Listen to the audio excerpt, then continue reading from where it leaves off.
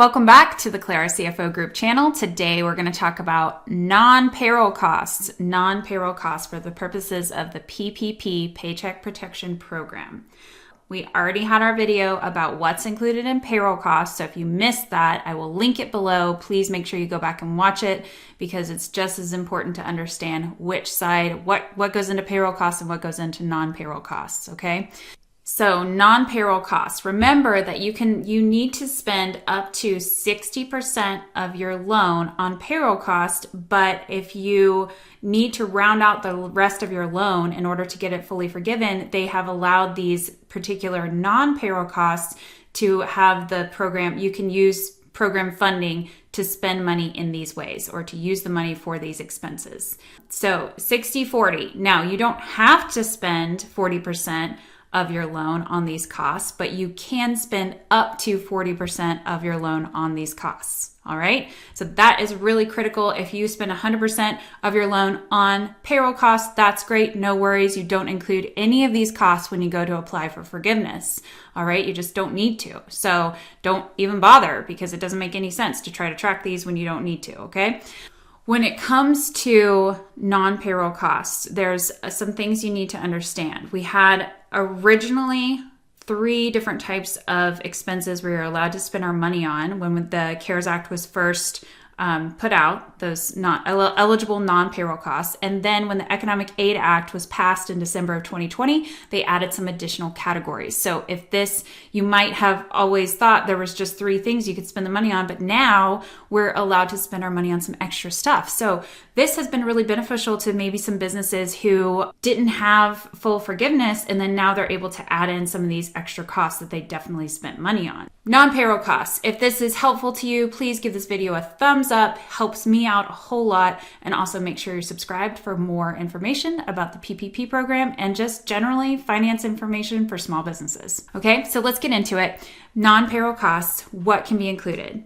The first thing that can be included are interest payments on any type of mortgage obligation. So a mortgage obligation would be a secured loan. So a loan of something secured, for example, a building. We all think of mortgages when we think about buildings, but it can also be on other types of property, real property that have the loan is backed by some type of asset. Okay.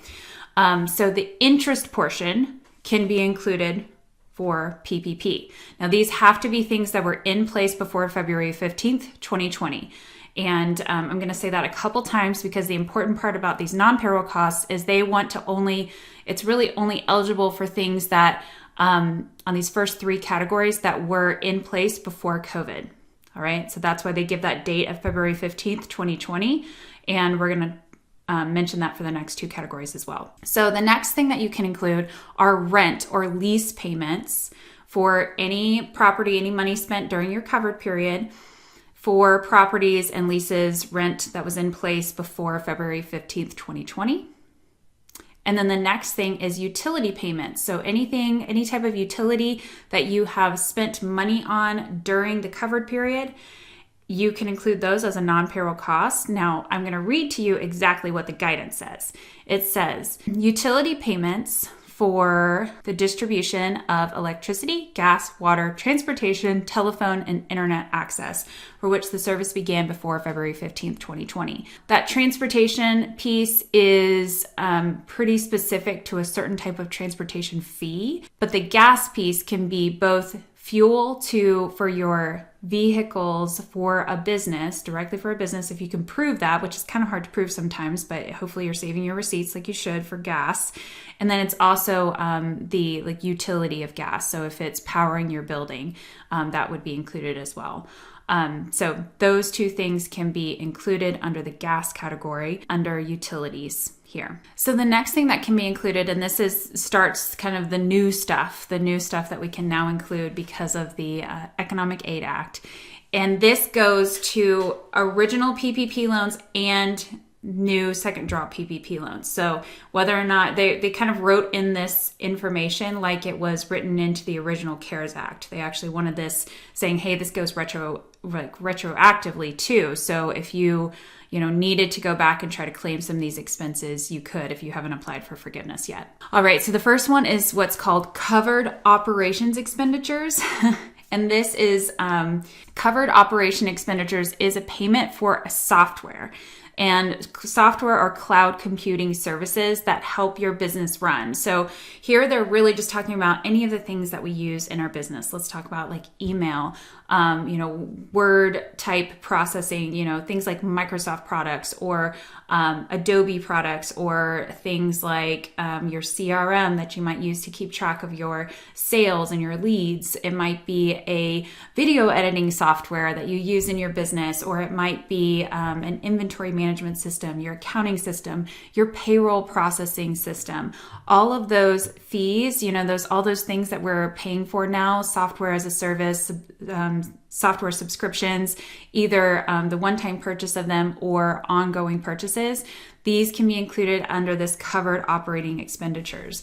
I don't know about you, but this is a growing category for most businesses. I know I keep on adding software all the time. So chances are you probably have some type of software expense that you're using in your business that you might be able to have covered now by the PPP. And remember, this is just for the expenditures that are happening during the covered period. Now, the next thing is kind of, I kind of feel like not too many people are going to be able to comply with this one or have these types of costs, but they did include them.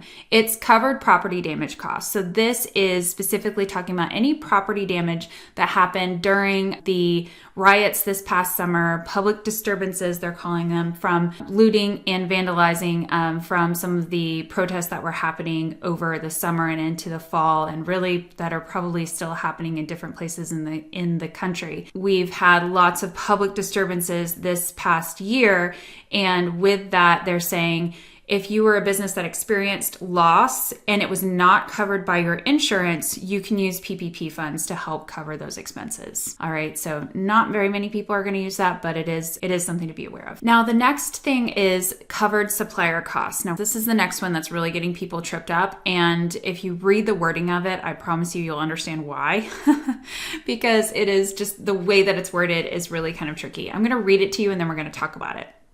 A covered supplier cost means an expenditure made by a borrower to a supplier of goods for the supply of goods that are essential to the operations of the borrower at the time in which the expenditure is made and is made pursuant to a contract, order, or purchase order.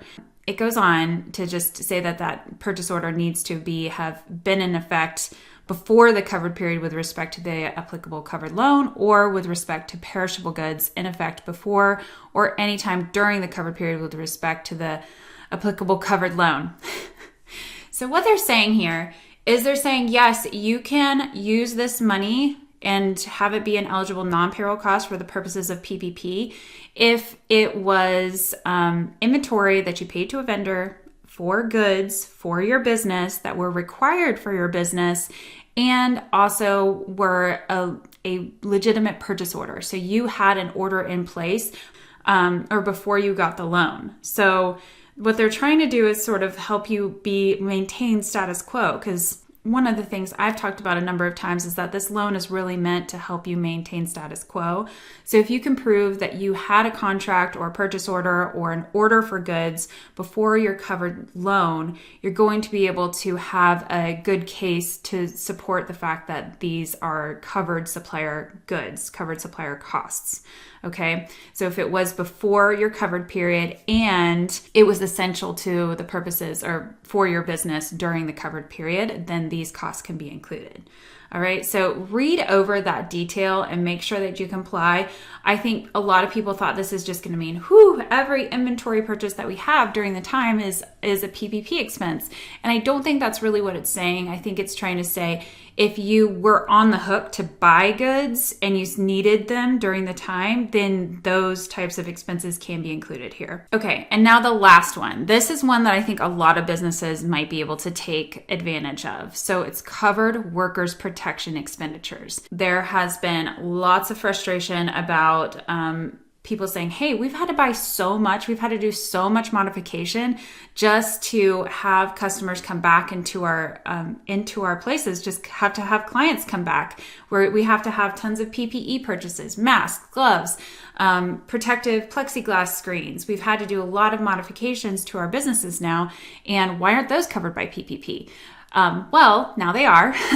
So PPE, like personal protective equipment that is used to keep your employees safe is included for the purposes of these non-payroll costs here. Additionally, any capital expenditures that you are doing to change the way your business operates so that it can comply with health ordinances, these expenditures can be included as a non-payroll cost under the PPP. I really feel like this was added to help out restaurants and to help out some of those one-to-one service-based businesses. I'm thinking like, massage therapists and like nail salons or beauty salons, like different things like that. These people are having to incur lots of expenses just to be able to see clients one-on-one again, or see customers and have customers come back into their spaces. So this is opening up a lot of opportunity to include some of those costs to get them forgiven under your PPP loan. So definitely read through this. There's lots of things that can be included here, including if you were to build like a drive-up window, let's say you were a coffee shop and you were only able to have people walk in for a long time, but you went ahead and built out a drive-through window, those costs incurred are a capital expenditure to comply with better, health ordinances and keep your employees safe and keep your customers safe. All of those things, that's an includable expense under this section of a non-payroll costs. Okay, so again, keep in mind that all of these things that we just talked about, they are up to 40% of your PPP loan, but not to go over that. So remember, you have to still spend 60% of your loan on payroll costs, and up to 40% can be all these things we just talked about. Okay, so I hope that's super helpful to you. Non-payroll costs, went through that pretty much in detail. If you have questions, put them in the comments below. I will try to get to as many of them as I can. And also, here is a few pictures of my local community and some of the things that they're doing to modify their restaurant spaces in order to accommodate customers again. And it's been like a really successful venture so far. And so I just thought I'd give some props to my local restaurant owners and show you guys also some examples of things that could be included as allowable non-payroll expenses under the PPP. All right. Thanks so much. Please be sure to subscribe to this channel if you aren't already, and I will see you guys soon.